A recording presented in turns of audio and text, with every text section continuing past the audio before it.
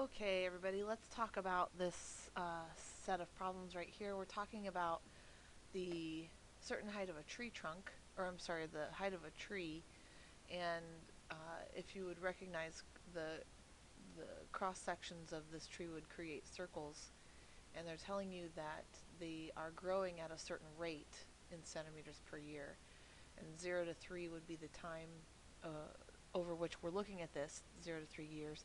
And at the moment we're talking about time 0, the radius is actually 6 centimeters.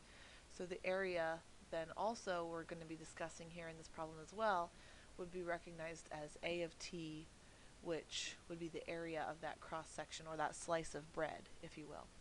Number one just said to write an expression involving an integral for the radius r of t over 0 to 3, and then use your expression to find the actual value of r of 3. And what we have here in this case is the fundamental theorem. R of t would be the initial condition, 6 plus the integral from 0 to t of that rate function with respect to x.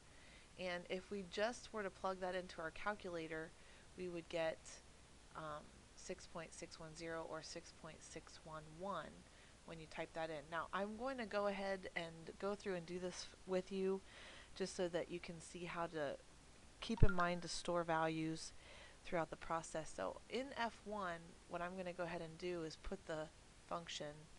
So I have 1 over 16 times 3 plus the sine of t squared. And that's just going to be entered in as x squared.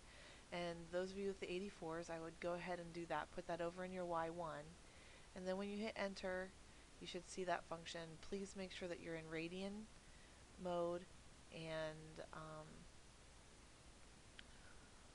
that's what we should see. Okay, so now when we go back to our calculator screen, when I want to find r of 3, I would just type in 6 plus, and I would go to the integral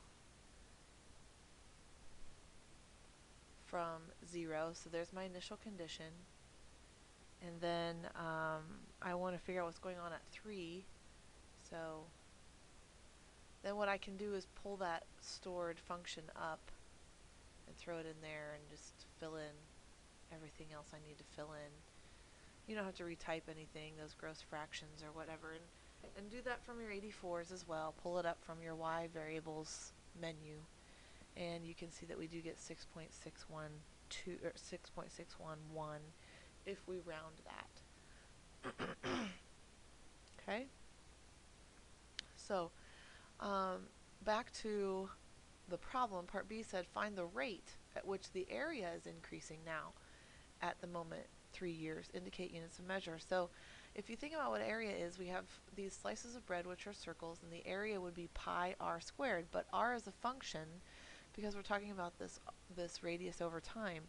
So we have pi times the radius function squared, and when I take the derivative of that, which would be the rate of the area, it's essentially a related rates question where I have a prime of t would be equal to 2 pi r of t. Remember, this is a chain rule situation, so your r of t stays the same, and then you have to chain on the derivative of the inside. So this would be our expression for the rate of the area. And so now when I plug 3 into all of these values, I'll have 2 pi times r of 3. Well, we found r of 3 up here. That was the 6.610. And then the rate at 3 will be found by putting 3 into this problem up here. And so when I go to my calculator and plug this in, I'm just going to plug in 2 pi times what I got up here. So I'm going to hop up there and grab him and pull him down. And then I'm also going to chain on the rate. Well, the rate was already stored in F1, so I'm going to pull F1 back up, and I'm going to do that F1 value at 3. And when I hit enter there, I get 8.858 for that problem. You can do the same on your TI-84s. You just 2 pi, go up and grab him again, and then I would hit enter, and then go in and figure out you could go from your graphing screen over here, and you could hit your trace and then type in 3 and then store that value should be stored back on your home screen and allow you to be using that there, and you can multiply that value at 3. Okay? Alright, so you can see you get a point here for having the expression for area correct. You get a point for having the correct derivative expression, and then you have your answer. Do not forget that it's centimeters squared per year, because it's the area rate. And then part C is saying to evaluate what the integral from 0 to 3 of a prime of t of dt would represent. Using appropriate units, make sure we talk about what that meaning is. And so if I kind of think back to this whole idea of accumulation, we are integrating the area rate. And so that would be accumulating the amount of area over a certain period of time. And so the antiderivative for the area rate would just be the area function. And I'm going to plug my upper limit in and my lower limit. And I would in fact get 24.200 or 24.201, depending on how you rounded it or truncated it. And so we need to discuss what that means. So that would be the change in the area over years 0 to 3, and that change in area would be 24.201 square centimeters. So you have the fundamental theorem of calculus, basically taking that antiderivative at your upper limit minus the antiderivative of your lower limit. You have a point here for the correct value, 24.201, and then you have a point for explaining the meaning of that. Okay, so that's question 1. Let's go to question 2, which is kind of a doozy in and of itself. You'll have a lot of these application type questions, real life situations, and both of these are calculator active. So let's just talk about this. So we have a storm it's washing away sand from a beach. It's causing the edge of the water to get closer to the nearby road, and the rate at which the distance between the road and the edge of water is changing during the storm is modeled by this function right here in meters per hour and t hours after the storm began. It says the edge of the water actually started out to be 35 meters from the road when the storm began. The storm lasted for a total of 5 hours. The derivative of f of t they already found for you, so that's kind of nice. You don't have to go through by hand and find the derivative. Part A said, what is the actual distance between the road and the edge of the water at the end of the storm? Well, I know that the integral from 0 to 5 of my rate function would give me the change in the distance over those 5 hours, but it wanted to know the actual distance, so you had to take into account your 35. So your initial condition, 35 plus the integral from 0 to 5 of your rate function, will in fact give you 26.494 or 26.495 meters, depending on how you rounded it. And so your answer, you get a point for your having the correct integral set up, and then a point for the correct answer. And please, I know you didn't have to have the label there, but please put it there just in case. Part B said, using correct units, interpret the value of the derivative at 4, which they already told you was 1.007, and talk about what that means. And so you could say here that the derivative of f at 4, notice what f is. F is a rate function, so this is the rate of the rate. If you want to think about it, it's also the acceleration of the distance between the road and the edge of the water. And so their ideal answer here says 4 hours after the storm began, the rate of change of the distance between the road and the edge of the water is increasing at a rate of 1.007 meters per hour squared. The label can oftentimes give you a big clue on what the function is that you're dealing with. You realize that f of t is meters per hour, so f prime would have to be meters per hour squared. So you could also state here that the 1.007 meters per hour squared would be the acceleration of the distance between the road and the edge of the water at 4 hours into the storm. So you have your point here for the interpretation and your point just for getting the units right. So don't forget your units, and even if you didn't get your interpretation correct, but you might have had your units correct, you still get a point for that. So don't miss silly little points for not remembering units. And part C said, at what time during the 5 hours of the storm was the distance between the road and the edge of the water decreasing most rapidly? So we basically want to find a minimum rate here. And so what I'm going to do is take my rate function, which is this f of t up here, and find the derivative of it and see when that derivative is equal to 0.